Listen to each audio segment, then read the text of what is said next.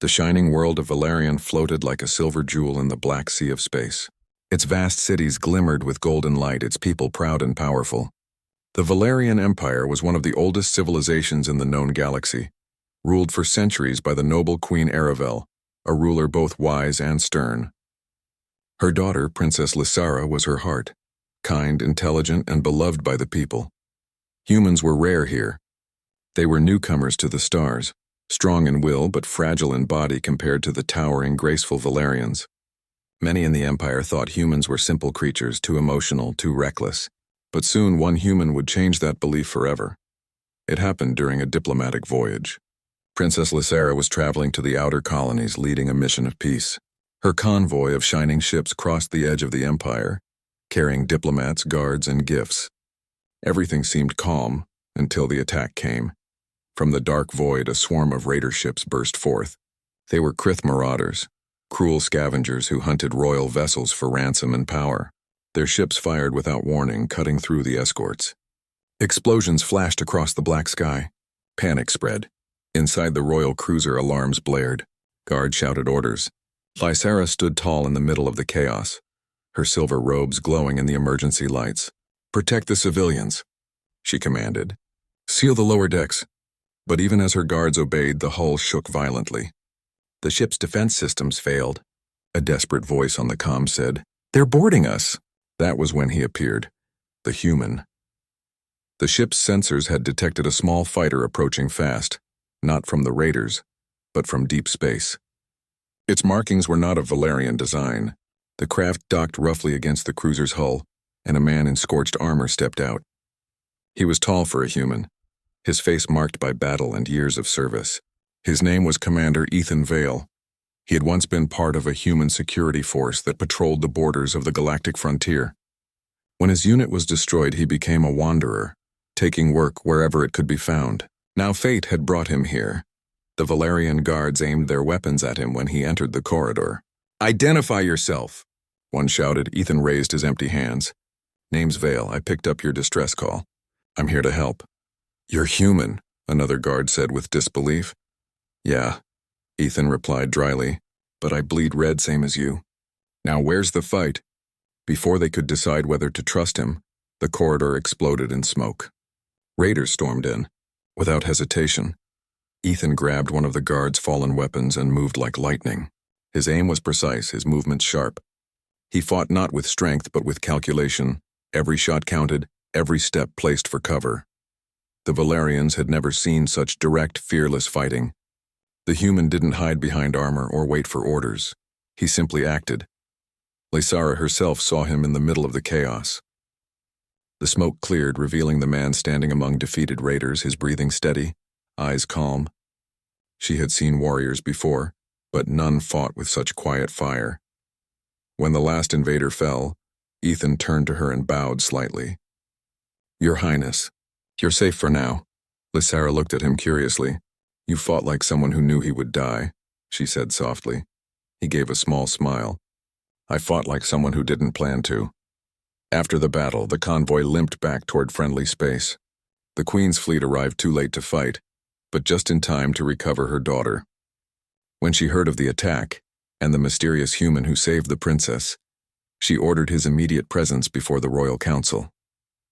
Ethan stood before the Queen in the throne of stars, surrounded by golden pillars and shimmering lights. He had cleaned his armor, but scars and burns still marked it.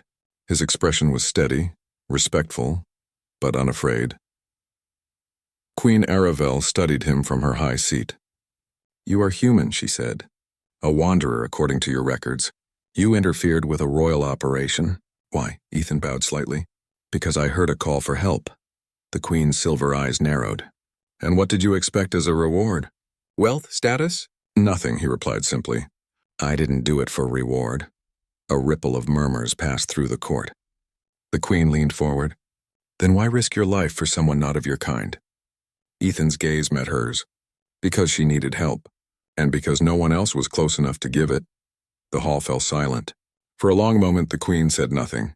Then she turned to her daughter. "You trust this man?" Lysara nodded without hesitation. "I do. Without him, I would not be standing here." The Queen exhaled softly. "Very well. By royal decree, the human shall be granted one request for his service. Ethan looked surprised. I don't need anything, Your Majesty. Every warrior desires something, she said. Speak it. He thought for a long moment. Then slowly he said, If you allow it, I wish to serve. Not as a mercenary or guest, but as the princess's guard. Gasps filled the chamber. A human guarding the royal heir? It was unheard of. The queen's tone hardened. Do you understand what you ask? To stand beside her means to live and die for her. No one in this court will respect you. I understand, Ethan said calmly.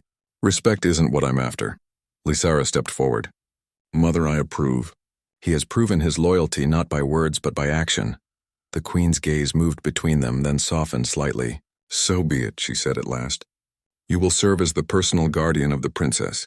Fail her and your life will be forfeit. Ethan bowed. Understood. From that day, the human became a strange sight in the royal halls. The Valerian nobles whispered when he passed. Look at him, long so short, so plain. He's only human. Why would the princess trust such a creature? A human with a gun cannot replace royal blood with honor. But Ethan ignored them. His duty was not to please the court. It was to protect the princess. Every morning he trained with the royal guard, studying their style and teaching them his. He showed them how humans fought, with grit, unpredictability, and creative thinking. At first the soldiers mocked him, but when they sparred, he disarmed even the strongest among them using simple moves and human reflexes. Slowly the laughter faded, replaced by quiet respect. Princess Lysara often watched him from the balcony. She noticed that he never boasted, never sought praise. When others rested, he trained. When others argued, he listened. He carried no pride, only purpose. One evening she approached him as he practiced in the palace courtyard. The air shimmered with the glow of Valerian moons. Commander Vale, she said softly. He turned, saluting. Your Highness, and you never rest, she noted. Even after all you've done, he smiled slightly. Rest is for those who are sure the danger is over. She tilted her head. You humans never stop, do you? Not when someone needs us, he said quietly. It's in our nature. Lysara studied him for a moment. You are different from what my people say about humans. Ethan looked at her curiously. What do they say? That humans are reckless, emotional, always chasing something they can't have. He chuckled. Maybe that's true. But sometimes that's what keeps us alive. For the first time, the princess smiled at him. Perhaps, she said. But I think there's more to you than that. Weeks passed, and Ethan's presence began to change the atmosphere of the palace. Where once there was arrogance, now there was curiosity. The young guards started to train harder, trying to match the humans' discipline. Even the queen, though distant, began to notice the calm strength he brought to her daughter's side. But Ethan never forgot why he was there. Each day he shadowed the princess during public meetings, diplomatic councils, and charity events. He scanned every face, every corner, always alert. The Valerian court might not have trusted him, but his instincts were rarely wrong. Late one night he stood alone on the palace terrace watching the stars. The lights of Valerian shimmered below like rivers of gold. He felt a strange peace, and yet deep inside, he sensed that this peace would not last, because in a galaxy full of pride and secrets, a human standing beside royalty was more than unusual. It was dangerous. Still, Ethan did not fear what would come. He had made a promise, and humans, when they promise, do not break their word. In the silence of the night, the princess stepped beside him, her silver robes moving softly in the wind. You never sleep, she said gently. He smiled. Someone has to keep watch. Lysara looked at him thoughtfully. Then tell me, human, who guards you? He turned toward her, the stars reflecting in his eyes. No one, he said quietly. But that's all right. I'm used to standing alone. She studied him, sadness and admiration mixed in her heart. Not anymore, she said softly. You stand for Valerian now. For the first time in a long while, Ethan Vale allowed himself a small, real smile. Yes, Your Highness, he said. For Valerian. And for you. And above them the stars of two worlds, human and Valerian, shone together, silently watching the beginning of a bond that would shake empires. The days after the attack were tense but full of quiet determination. The royal court of Valerian was a place of endless whispers, gold halls and high ceilings that echoed with the voices of nobles. Each member had an opinion, and none of them trusted humans. Yet Ethan Vale moved through their ranks as if he belonged, silent, alert, and always watching. Princess Lysara had requested his presence at every meeting, every council session, and every journey outside the palace. At first the other nobles sneered. A human shadowing the royal heir, they whispered. What is she thinking? But Lysara ignored them. Her bond with Ethan had grown in the weeks since he had saved her life. She admired his calm in danger, his clear mind, and the way he seemed to understand people without words. One morning, Lysara joined him in the training courtyard. She had insisted that he teach the royal guards some of the skills that had saved her life. The courtyard was wide and open, the sunlight reflecting on polished stone. The Valerian guards, tall and graceful, stood in formation. They were skilled, disciplined, and proud, but rigid. Ethan's presence shifted the atmosphere. "Watch me," he said quietly. Not for strength, but for movement. He moved among them, demonstrating techniques that relied not on muscle alone, but on speed, timing, and strategy. The guards were skilled with their weapons, but they were predictable. Ethan's human reflexes and unconventional thinking amazed them. A simple parry, a swift redirection, a step aside, and the mock attack was stopped effortlessly. "You see," Ethan said, speaking calmly yet firmly, "fighting is not only about power. It is about understanding your opponent, your environment, and your own limits. Do not assume your size or skill alone will win." A murmur ran through the guards. For the first time, they questioned their own pride. Lysara watched quietly, her heart swelling with admiration. He does not fight for glory, she thought. He fights because he must. Days turned into weeks. The bond between human and princess grew in quiet ways. Ethan shadowed her on every trip through the palace gardens, every visit to the city markets, and every diplomatic event. He never spoke unless necessary. He never imposed himself. Yet his presence was a comfort, a silent promise that danger would not touch her while he stood near. The nobles continued to whisper, some with suspicion, some with awe. "Why does the princess trust him?" one said. "A human cannot carry the honor of Valerian," but Lysara saw what they could not. She saw loyalty without question. She saw courage that did not seek praise. She saw a mind sharp and disciplined. And slowly she realized that the human reminded her of the very best qualities of her own people, but without pride, without arrogance. One afternoon, while walking through the palace gardens, Lysara broke the silence. "Ethan," she said gently. He turned to her, as always alert. "Your Highness, you've changed the way our soldiers see the world," she said. "Even the guards who mocked you now try to learn from you." Ethan shook his head. "I did not teach them to follow me. I taught them to think. If they learn anything, it is because they want to survive and protect their people, not because I told them." Lysara smiled, impressed. "You are unlike anyone I've ever met. Not only brave, but humble as well." He looked down briefly, a small, rare smile touching his lips. "I do what I must. That is all." And yet Lysara sensed more. She sensed a quiet strength that went beyond skill. A kind of endurance, a determination that refused to break no matter the odds. Trouble, however, was never far from the edge of the galaxy. Word arrived from the outer colonies of small skirmishes, of pirates growing bolder. The palace council convened in the Throne of Stars to discuss what should be done. The queen sat at the high seat, flanked by ministers and military leaders. "Our influence reaches far," she said. "And yet the outer colonies grow restless. We must act with caution, but we must act." Lysara observed from the side, her mind on strategy as well as diplomacy. Ethan stood behind her, silent, scanning the room for any sign of hidden danger. He noticed small details. A hand twitching near a concealed weapon, a guard whose stance was too tense. Nothing escaped him. During the meeting, a young minister whispered to another, "She trusts that human too much. He might influence her decisions, and we cannot allow that." But Lysara ignored the comment. She knew the truth. Ethan did not seek to influence her. He sought only to ensure her safety, to protect life, to preserve peace. When the meeting adjourned, Lysara approached him quietly. "Do you ever think of your own people?" she asked. He shook his head. "I have no people now. My loyalty is here." She considered this. "You have given yourself entirely, and yet you ask for nothing." He looked at her calmly.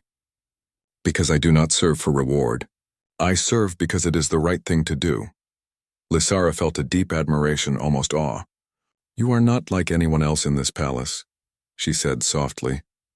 And I hope never to be, he replied. Weeks later, Lysara was scheduled to visit a remote colony on Valerian's outskirts. The journey was long and dangerous, requiring travel through contested space. Many of the palace guards protested, citing the risk of ambush. But Lysara insisted. She would not abandon her people, nor allow fear to dictate her actions. Ethan accompanied her as always. In the quiet of the ship, he reviewed their course, checked the weapons, and quietly studied the crew. His presence was steady, unshakable. When a storm of cosmic debris struck their path, the ship shuddered violently. Sensors flared alarms. Pilots struggled to maintain control. But Ethan acted quickly, moving to the engineering deck, helping stabilize the navigation systems with precision and calm. Your Highness, stay low, he commanded. Hold on to the railing.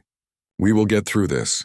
Lysara did as he instructed. She watched him, calm amid chaos, making decisions with confidence.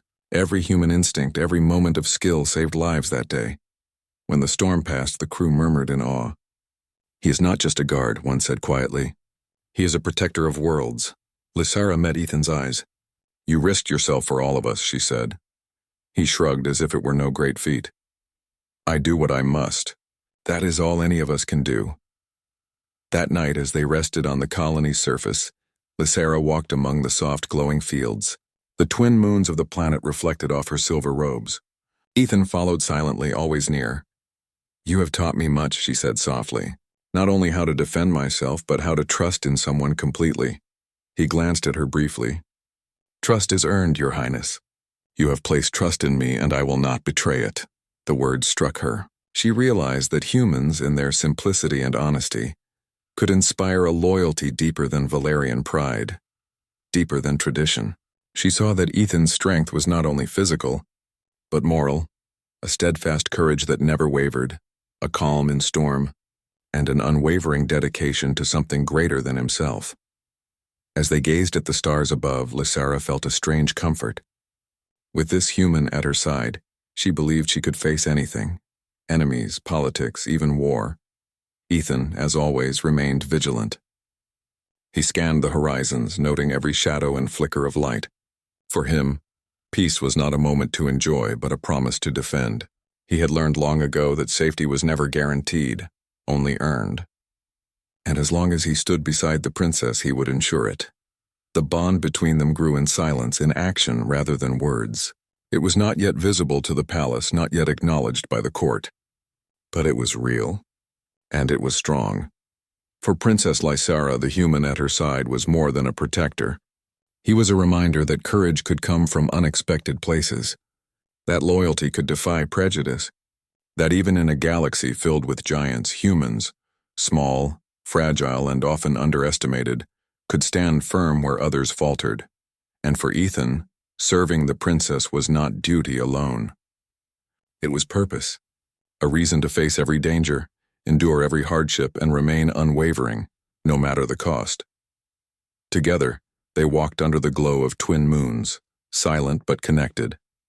A princess and her human, bound not by blood or obligation but by trust, respect, and the quiet promise that one would always guard the other, fiercely, without hesitation, without question. And the galaxy, ever unpredictable, waited silently for the next challenge that would test them both.